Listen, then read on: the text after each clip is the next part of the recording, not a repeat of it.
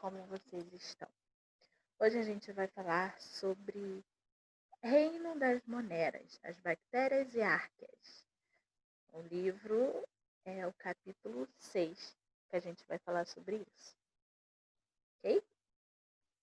O que a gente vai encontrar nesse capítulo? O que a gente vai aprender?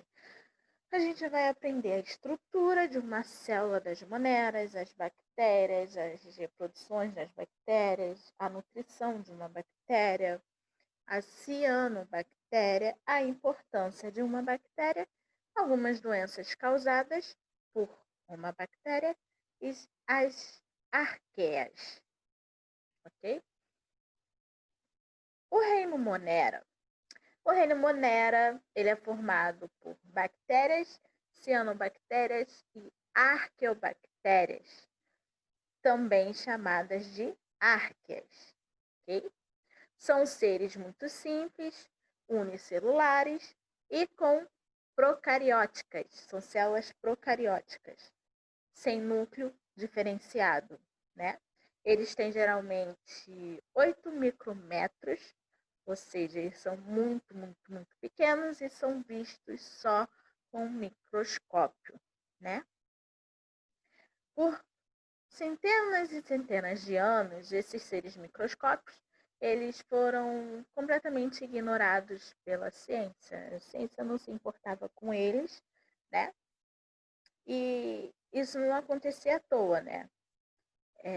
Não tinha também como se importarem, porque há centenas e centenas de anos atrás não tinha uma tecnologia que fizesse com que a gente tivesse conhecimento e pudesse estudar essas bactérias, esses cianobactérias, essas arqueias, né?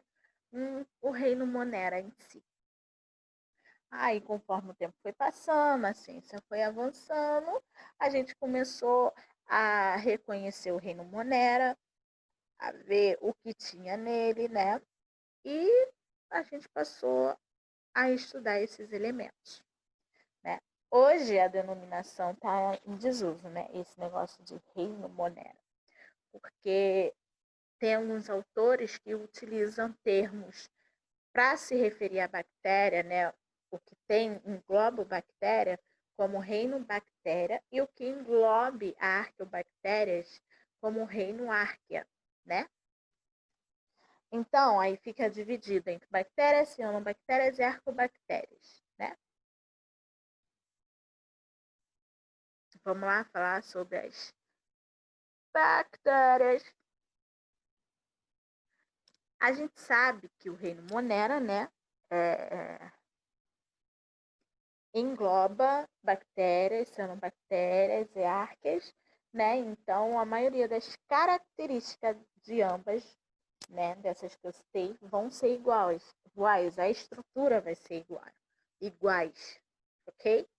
Vamos lá, as bactérias, ela vem do grego bactéria, que significa bastão, ok?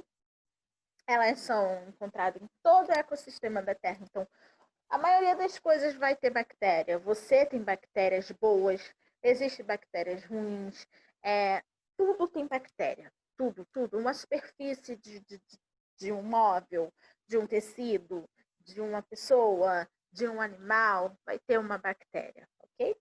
E elas são encontradas em qualquer tipo de meio, né? Como eu falei, mar, água doce, o solo, o ar, entendeu? Inclusive dentro de alguns seres vivos, dentro de animais, dentro de seres humanos e por aí vai, né? A maior importância da bactéria no todo, né, é a decomposição de matéria orgânica morta. Ou seja, a bactéria, ela também pode ser uma decompositora de materiais orgânicos mortos, né? E isso pode acontecer, esse processo, né? Pode acontecer, ser efetuado tanto com bactérias aeróbias quanto com bactérias anaeróbias, né? Também tem aquelas bactérias que provocam doença e tem aquelas bactérias que são usadas em processos industriais, como exemplos dos lactobacilos, Lactobacillus nada mais é do que o Yakult. O Yakult é feito com lactobacillus, são bactérias fermentadas em que você toma, que é muito gostoso e eu amo. E também na transformação do leite em coalhada, né?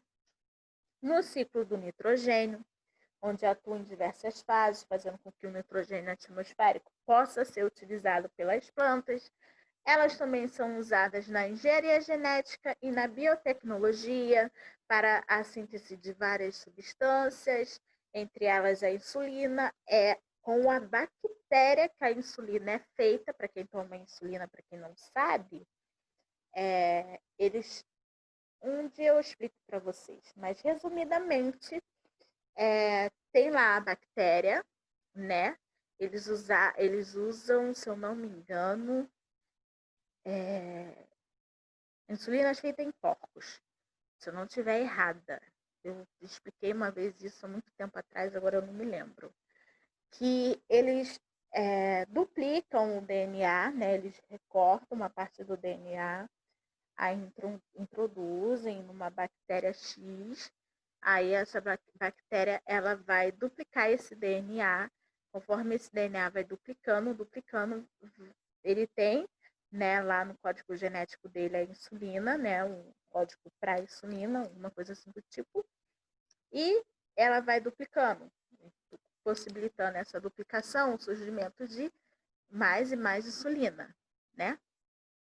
E o hormônio do crescimento, ok? Estrutura de uma bactéria. Aí você pega aí o livro, ou então você vê aqui no vídeo.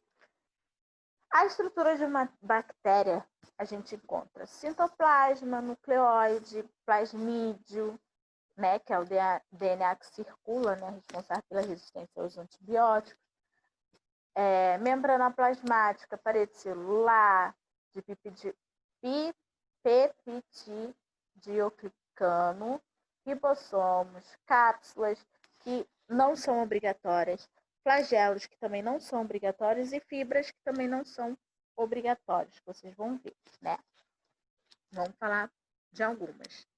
Aqui vocês podem ver o plasmídio, o DNA em nucleóide, os ribossomas, né, que são essas pontinhas assim pequenininha. A membrana plasmática que reveste o DNA, protege o DNA, o plasmídio, ribossomas, os flagelos que para algumas bactérias isso serve para locomovê-lo, para ela se locomover. O citossol, a cápsula, a parede celular, as fibras.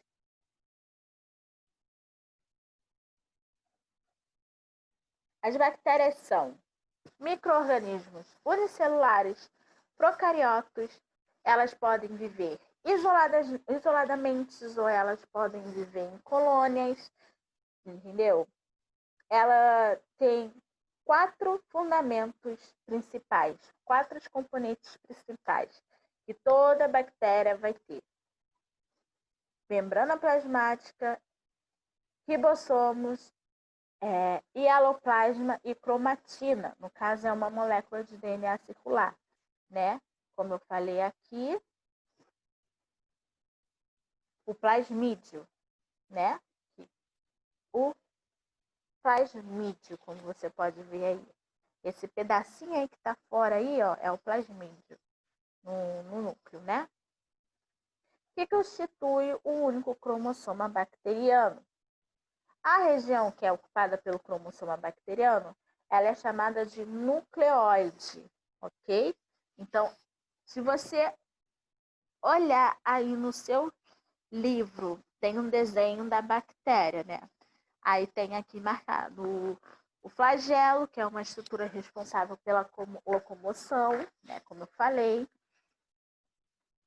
As fibras ou fibrilas, estrutura presente em gram positivo, que ela serve para fixar a bactéria na superfície. Uma cápsula, né? Presente apenas em algumas bactérias, porque nem todas têm. Como assim, nem todas têm fibras e nem todas têm flagelos, que serve para a finalidade de proteção. A parede celular, que separa a célula do meio externo. Membrana plasmática, que auxilia na comunicação da bactéria com o meio ambiente, né? Que aqui é o número 5. O DNA, material genético, formado por um único cromossomo. O citoplasma, que é um fluido gelatinoso que dá forma à célula e abriga os ribossomos e o material genético. E os ribossomos, que são as únicas organelas citoplasmáticas presentes nos procariontes que são responsáveis pelo sistema de proteína. Então, todo procarionte vai ter um ribossomos, ok? Então, a nucleóide é isso aqui que fica perto, entre, né, o citoplasma, né? O citoplasma que é gelatinoso, então tem um nucleóide ali, né? Que fica naquele meio. Externamente tem a membrana plasmática, como eu falei, ok? E perto dessa membrana tem a parede celular, né? Que aqui diz que é uma membrana esquelética de composição química específica da bactéria, né?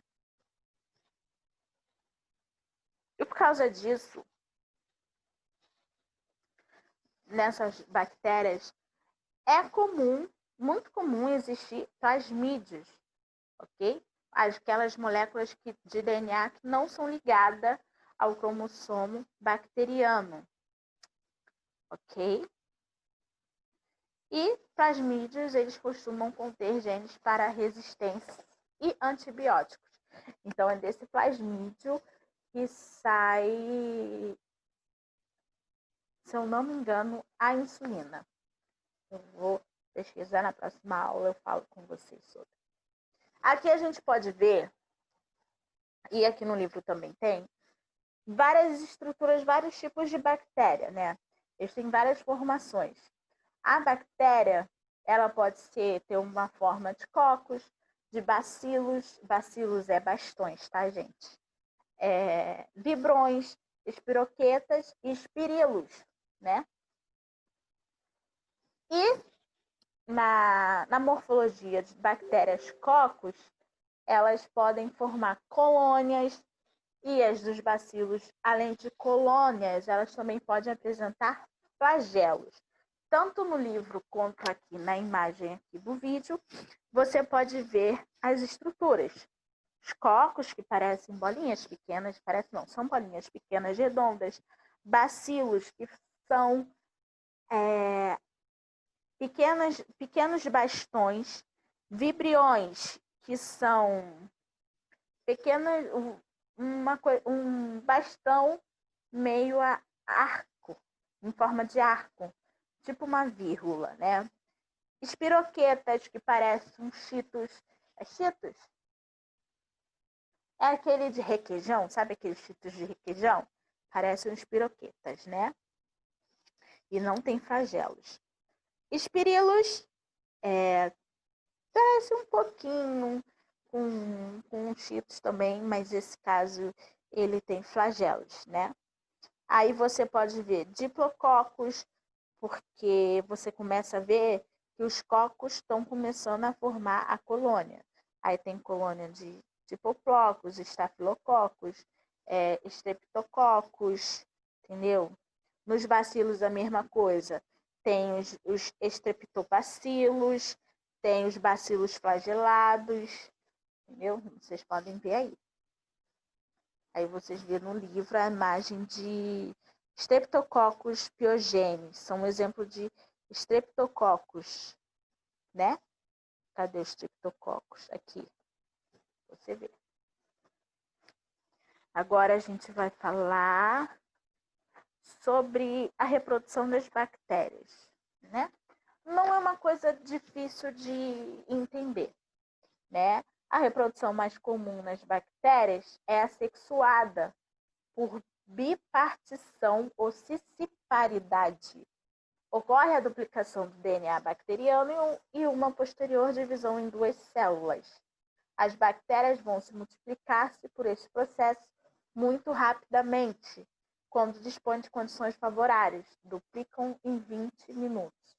A separação dos cromossomos irmãos conta com a participação de mesossomos, pregas internas da membrana plasmática, nas quais existem também as enzimas participantes da maior parte da respiração celular. Então, o que isso quer dizer? Espera aí, deixa eu passar aqui. Reprodução assexuada nada mais é do que uma divisão igual, né? Um DNA vai se originar em dois. Ele vai se duplicar, né, por N fatores, né? Por uma condição favorável de ambiente, dependendo de onde ele está, ele vai conseguir se duplicar. Ele vai dividir o DNA dele em dois, né? Com as mesmas informações, e vai acontecer um fenômeno, mesossomos, aonde essa bactéria ela vai conseguir se dividir em duas, dando origem assim a uma outra bactéria igual a ela, né? Então é uma duplicata igual a ela, e assim ela vai se reproduzir. Em 20 minutos você consegue ter um monte de bactérias. Reprodução sexuada. Para alguns autores, né, qualquer troca de material genético realizada por uma célula bacteriana é considerada um caso de reprodução sexuada. Nesse processo, fragmentos de DNA são passados de uma célula, ou seja, uma bactéria doadora, para outra, que é uma bactéria receptora. Então, uma bactéria vai doar o seu DNA, entendeu? Ela vai pegar um pedacinho daquele DNA, enquanto que na assexuada, a bactéria ela vai dividir aquele DNA de igual para igual, né? Vamos supor, praticamente 50-50, né? Aqui, ela já vai dar um pedacinho, como se fosse 25%, né? Daquele pedaço, para uma bactéria receptora, entendeu? Vamos imaginar um filho, mas deixa eu terminar de ler aqui para vocês entenderem. Levando à junção do material das duas. Após esse processo, a bactéria vai se dividir-se, assim como observado na produção assexuada, para depois se dividir, assim observado na reprodução assexuada, como após a troca de material, as células vão se separar para depois se dividir. Muitos autores consideram que há apenas uma recombinação genética e não uma reprodução genética.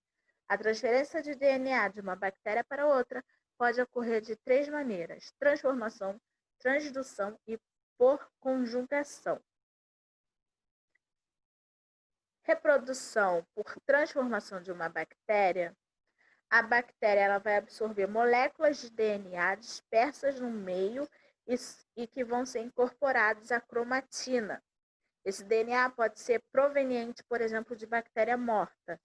Esse processo ocorre espontaneamente na natureza. Os cientistas têm utilizado a transformação como uma técnica de engenharia genética para produzir genes de diferentes espécies em células bacterianas.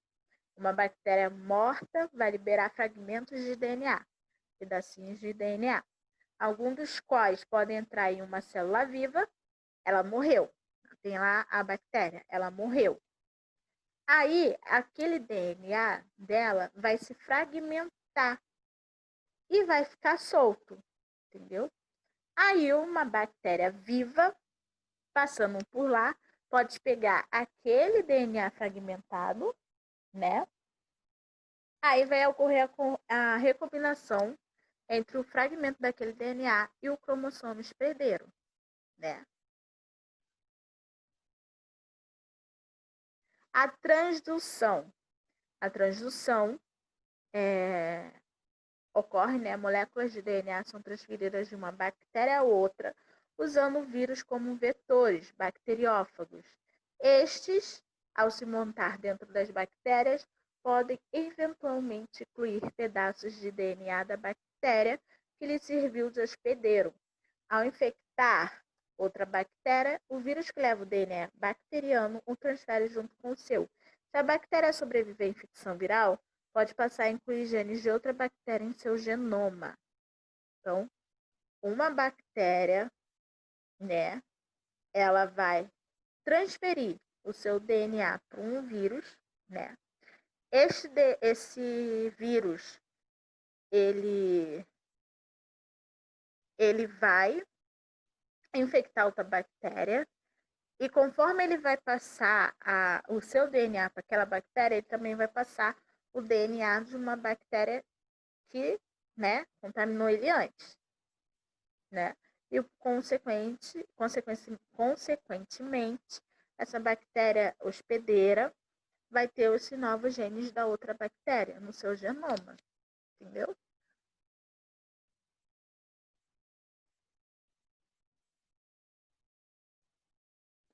Reprodução por conjugação. Nessa reprodução, pedaços de DNA vão ser passados diretamente de uma bactéria doadora, um macho, para uma receptora, uma fêmea. Isso acontece através de microscópicos tubos proteicos chamados pili, né? Que as bactérias machos possuem em sua superfície. Fragmento de DNA transferido se recombina com o cromossomo da bactéria fêmea, produzindo novas misturas genéticas que serão transmitidas às células filhas na próxima divisão. Tudo isso que eu falei vai acontecer a divisão.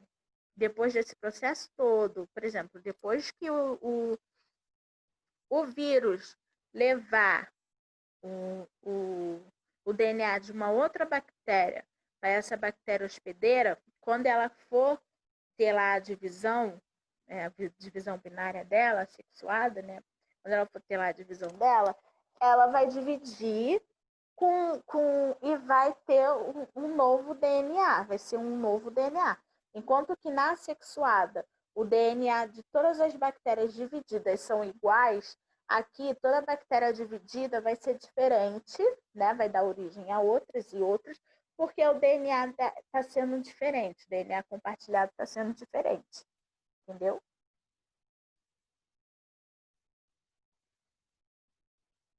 Nutrição das bactérias, elas podem ser classificadas como heterotrofas e autotrofas, né? Desta maneira, destacam-se os parasitas, quer dizer, dentre as primeiras destacam os parasitas, que são decompositoras de matérias orgânicas e as que obtêm matéria orgânica de outros seres vivos, como as quais se associam sem prejudicá-los, e as autrófas, eita, não sai. Existe espécie que produz matéria orgânica por fotossíntese e outras que produzem por quimiossíntese. Ok? Bactérias parasitas, heterotrofas, são as que, por meio de inúmeros mecanismos, agridem outros seres vivos para a obtenção de alimento orgânico e causa inúmeras doenças. As decompositoras, frequentemente chamadas de sapróvoras, saprófiticas ou saprofásicas,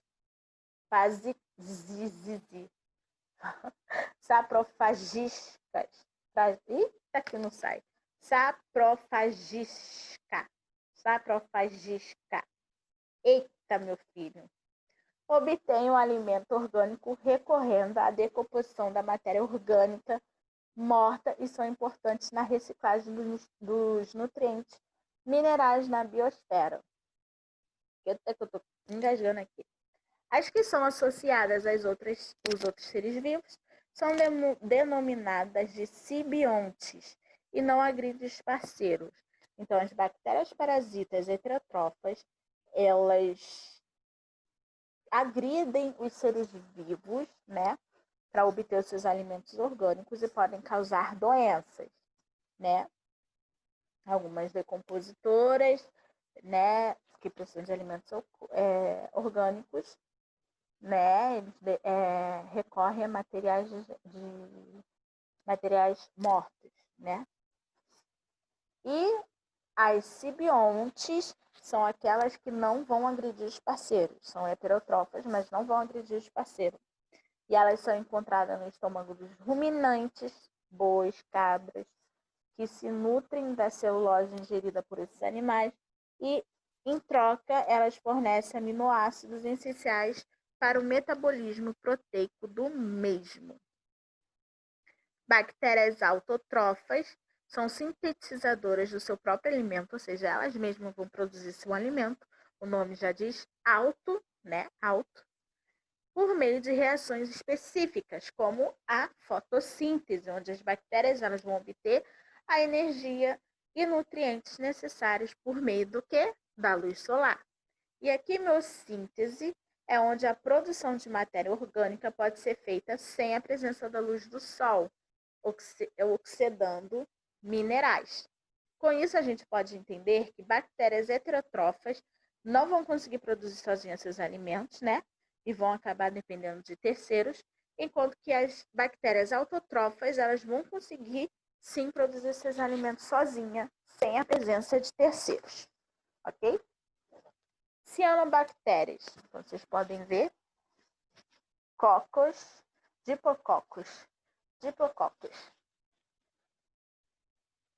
Cianobactérias são micro-organismos. Cianobactérias são micro-organismos unicelulares, procariontes e fotossintetizantes. Ou seja, cianobactérias, elas são autotrófas. Elas mesmas produzem seu alimento através da luz. Okay? Elas também são conhecidas como algas azuis ou algas cianofícias. Resumidamente, elas são bactérias fotossintetizantes e são organismos antigos que surgiram há mais ou menos de 3,5 bilhões de anos atrás. Pelo fato de realizarem a fotossíntese, as cianobactérias foram seres produtivos mais primitivos responsável pelo acúmulo inicial de gás de oxigênio na atmosfera. Entendeu? Então, por causa delas, é que teve esse acúmulo de gás de oxigênio na atmosfera e, graças a isso, a gente consegue respirar hoje. As cianobactérias podem viver isoladas ou em colônias. Elas são seres microscópicos com variedades formas e geralmente são envolvidas por uma substância. Estão virando a folha da página, né? Eu já estou na página 58, para quem não sabe, tá? Só para dizer. Tem que acompanhar a professora. Elas são geralmente envolvidas por uma substância gelatinosa que impede a dessecação. Apesar de apresentarem clorofila é aquele processo químico que dá a cor verde para as coisas, né? Para as plantas, para as algas, por aí vai. Como ocorre nas plantas, em cianobactérias não existe cloroplastos e os pigmentos fotossintéticos estão dispersos no citoplasma. As cianobactérias são encontradas em água doce, ambientes marinhos, solos úmidos, ambientes congelados e regiões desérticas. Quando há acúmulo de matéria orgânica nesses ambientes, as cianobactérias se proliferam, dando origem a um processo de eutrofização. Okay? A maioria das cianobactérias, a gente vai falar sobre a reprodução agora, vivem isoladas, realizam produção assexuada por divisão binária, né? Porque ela é uma bactéria, querendo ou não. Em casos de cianobactérias que formam colônias filamentosas, os filamentos podem se fragmentar e dar origem a outros filamentos geneticamente idênticos. Ok? Qual é a importância de uma bactéria? E a gente tem a importância, né? A gente justifica a importância por vários motivos. O fato da bactéria se revestir de mais alta importância para a humanidade se dá que é necessário bactérias para algumas coisas que a gente precisa. Para fazer antibióticos, para fazer, se eu não me engano, soro, insulina, alimentos, tem alimentos que precisam da bactéria.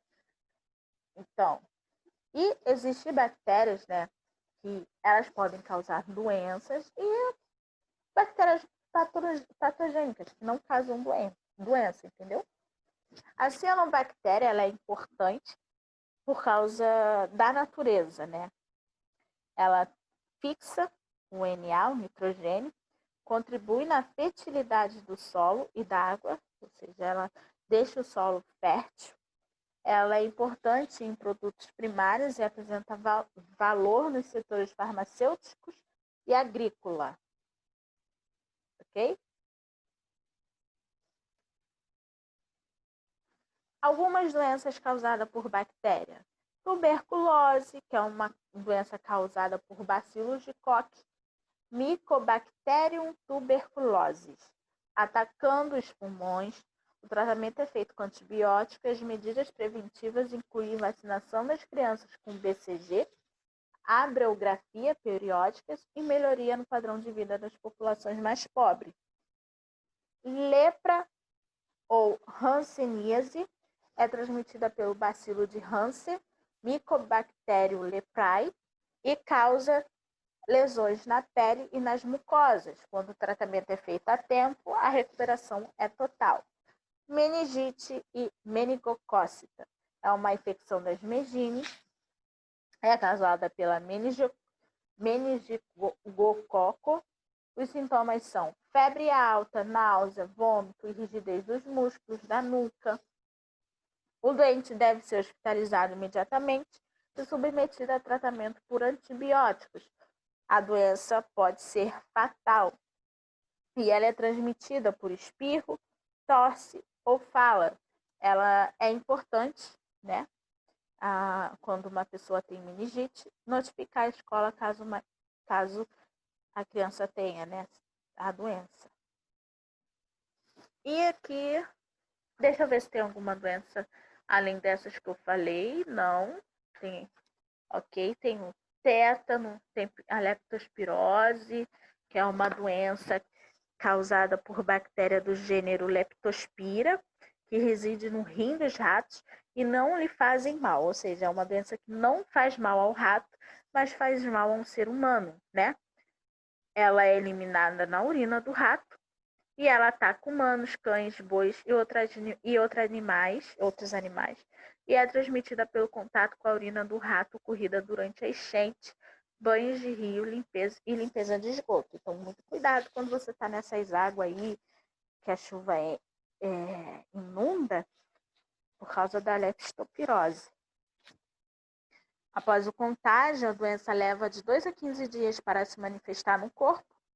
Ela causa febre alta, calafrios, dores musculares, dor de cabeça, vômito e olhos vermelhos. No caso mais grave, mais ou menos 40% dos casos no Brasil, a doença recebe outro nome, síndrome de Weill, e causa hemorragia e insuficiência renal, levando à morte.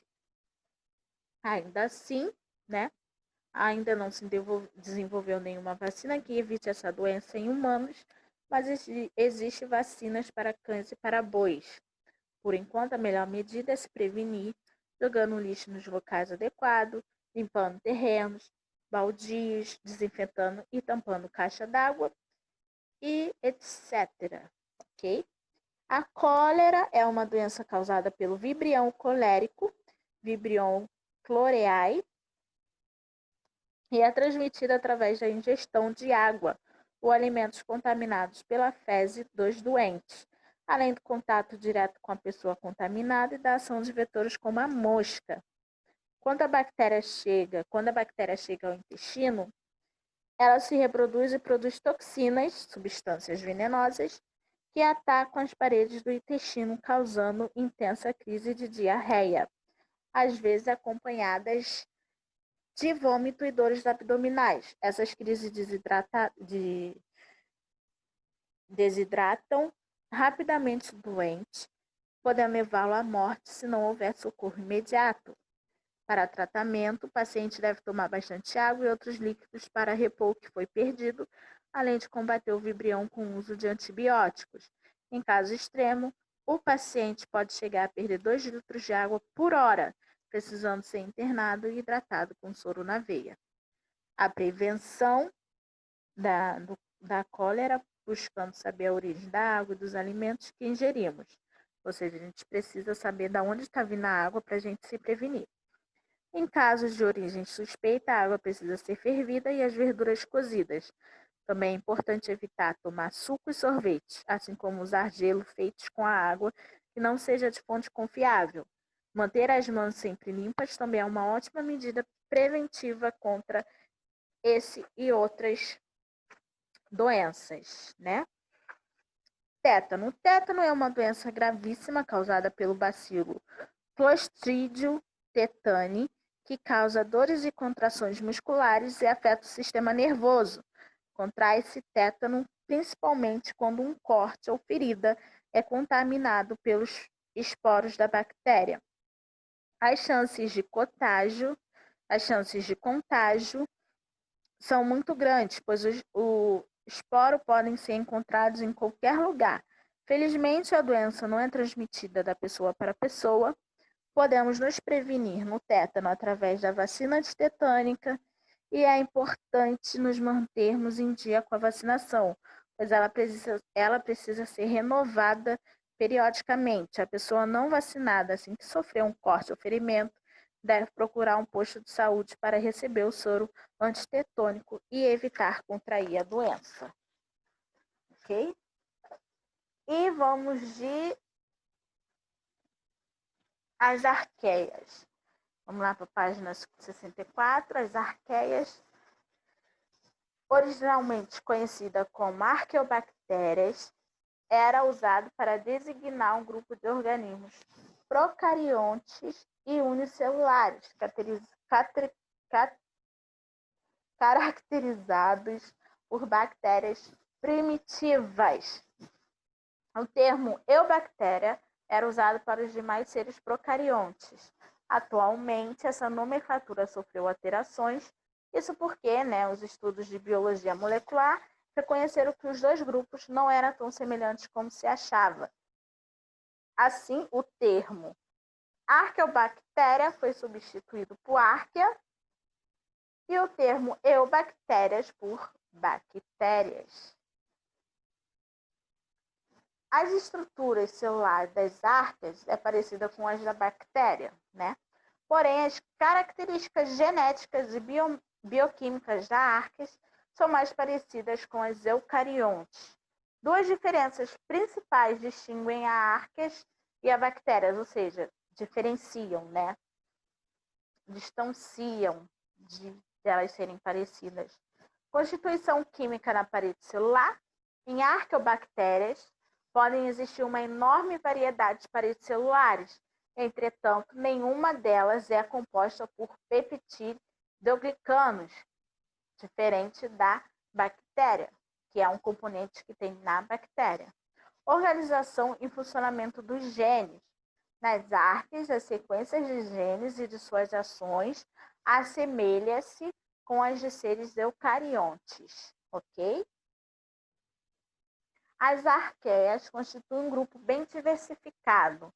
Elas podem ser autótrofos ou heterótrofos, anaeróbios ou aeróbios, apresentam forma esférica de bastão, espiralada, achatada ou irregular, podem ser reproduzidos de forma assexuada e sexuada, vivem em ambiente extremo, como lagos de água quente, fendas vulcânicas e tubo digestório de animais.